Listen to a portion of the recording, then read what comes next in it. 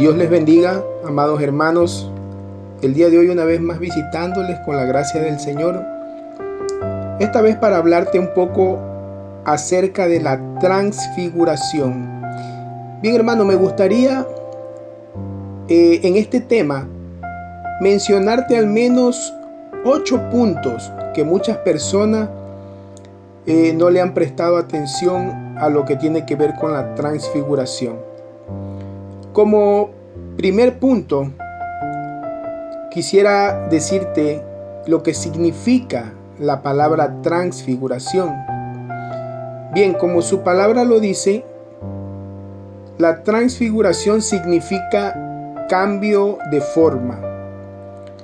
La palabra transfiguración proviene de las raíces latinas compuestas de la palabra trans, que significa a través, y figura, que significa forma o aspecto. Por lo tanto, significa un cambio de forma o apariencia. Esto es lo que sucedió a Jesús en el evento conocido como la transfiguración. Su presencia cambió y se volvió gloriosa. Como segundo punto, amado hermano, el Evangelio de Lucas pronostica la transfiguración.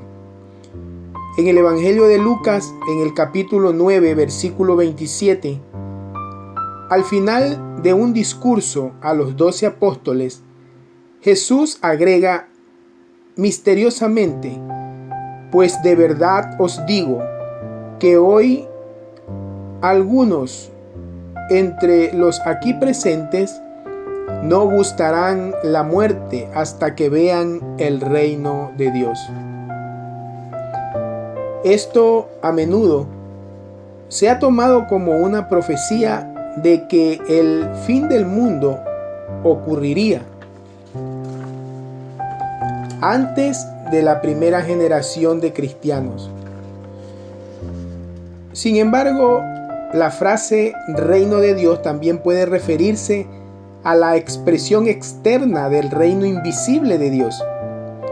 El reino está encarnado en Cristo mismo y por lo tanto podría verse si Cristo lo manifestara de una manera inusual, incluso en su propia vida terrenal, así como lo fue en el evento de la transfiguración. El Papa emérito Benedicto XVI afirmó que Jesús argumentó convincentemente que la colocación de este dicho inmediatamente lo relacionaría claramente con este evento. A algunos, es decir, a los 3 discípulos que acompañan a Jesús a la montaña, se les promete que presenciarán personalmente la venida del reino de Dios en el poder, agregó el Papa Benedicto XVI.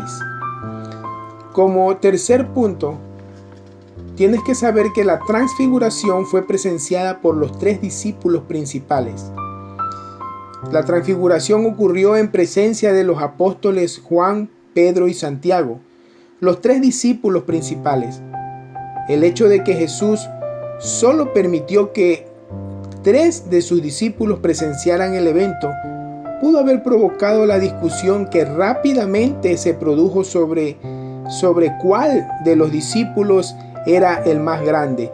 Y este episodio usted lo puede encontrar en el libro de Lucas, el Evangelio de Lucas, en el capítulo 9, versículo 46.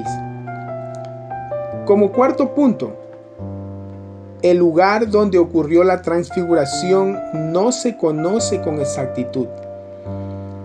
San Lucas declara que Jesús llevó a los 3 a la montaña para orar. A menudo se piensa que esta montaña, hermano, es el monte Tabor en Israel, pero curiosamente ninguno de los evangelios lo identifica con exactitud. Sin embargo, el profeta Jeremías en el capítulo 46, versículo 18, habla acerca del monte Tabor y menciona que vendría uno así de grande y esplendoroso como el Tabor. Y es por esto que se le atribuye a este lugar que fue el lugar propicio donde se pudo realizar la transfiguración del Señor, ya que el profeta en tiempos anteriores ya lo había mencionado, y por esto se destaca entre los demás montes. El quinto punto: la transfiguración sirvió para fortalecer la fe de los apóstoles. Según el Catecismo de la Iglesia Católica, la transfiguración de Cristo tiene por finalidad fortalecer la fe de los apóstoles ante la proximidad de la pasión. La subida a un monte alto prepararía la subida al Calvario. Cristo, cabeza de la Iglesia, manifiesta lo que su cuerpo contiene e irradia en los sacramentos, la esperanza eterna de la gloria. Amén. Como sexto punto, debes saber que el Evangelio de Lucas es el que da más detalles de este evento. San Lucas menciona varios detalles sobre la transfiguración que otros evangelistas no hacen. Por ejemplo, anota que esto sucedió mientras estaba orando. Menciona también que Pedro y sus compañeros estaban dormidos y que cuando despertaron vieron su gloria y a los dos hombres que estaban con él. También menciona que Pedro sugirió poner tiendas mientras Moisés y Elías se iban y se retiraban del lugar. Como séptimo punto, hermano, la aparición de Moisés y Elías representan a la ley y los profetas. ¿Lo sabía usted? Pues bien, debe saber que Moisés y Elías representan los dos componentes principales del Antiguo Testamento, la ley y los profetas.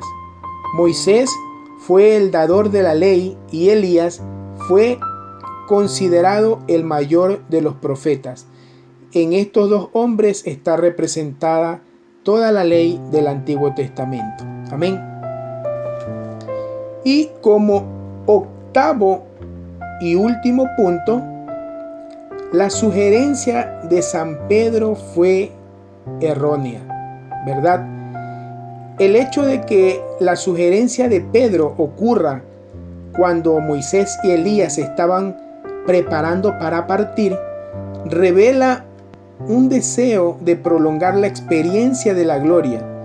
Esto significa que Pedro se está centrando en lo incorrecto, ¿verdad? La experiencia de la transfiguración está destinada a señalar los sufrimientos que Jesús está a punto de experimentar.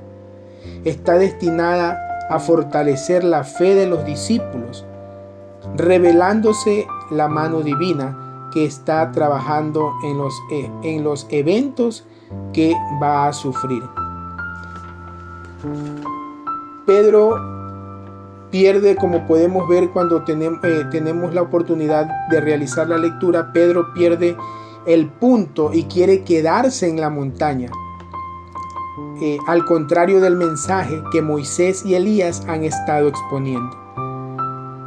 Como una reprensión aparente de esto, ¿verdad? Usted va a poder ver que ocurre una teofanía.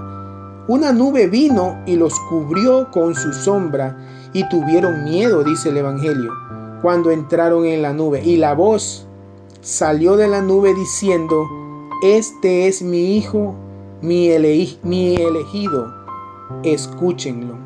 Es muy común que cuando estamos tan plácidamente en la presencia de Dios, quisiéramos prolongar este hecho y que no pase, pero no tenemos que quitar de nuestra vista que lo que nos lleva a la salvación muchas veces no es simplemente el milagro o lo que podamos recibir de Cristo, sino más bien la cruz del Señor, la que Él mismo cargó para poder salvarnos y redimirnos de nuestros pecados.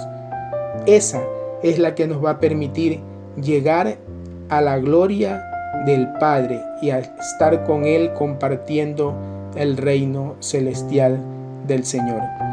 Hermano, un gusto haber podido narrarte estos 8 puntos que muchos desconocen y que son muy importantes para que todo cristiano alimente su fe y la fortalezcas.